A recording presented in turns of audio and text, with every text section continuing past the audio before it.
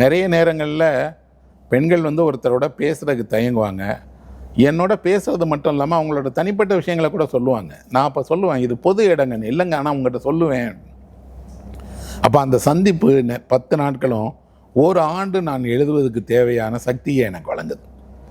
கண்காட்சி தோறும் நான் போய் போய் போய் ஆட்களை பார்க்குறதுங்கிறது வெறும் வாசகர் சந்திப்பு கையெழுத்து போடுறதில்ல.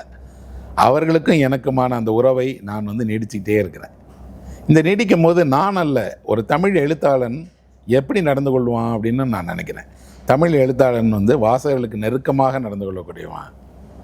அவர்கள் மீது ஒன்றும் அவருக்கு எந்த மறுப்பும் கிடையாது. என் புத்தகத்தில் இல்லை, நான் எந்த புத்தகத்துலையும் கையெழுத்து போடுவேன். எதுக்கு அப்படின்னா, படிக்கக்கூடியவர்கள் முக்கியம், என்ன படிக்கிறவங்க முக்கியம் இல்லை. அவங்க புத்தகத்தில் தானே கையெழுத்து கேட்குறாங்க. அதே நேரத்தில் யாராவது ஒருத்தர் ரூபா நோட்டில் கையெழுத்து கேட்டால் போட மாட்டேன்.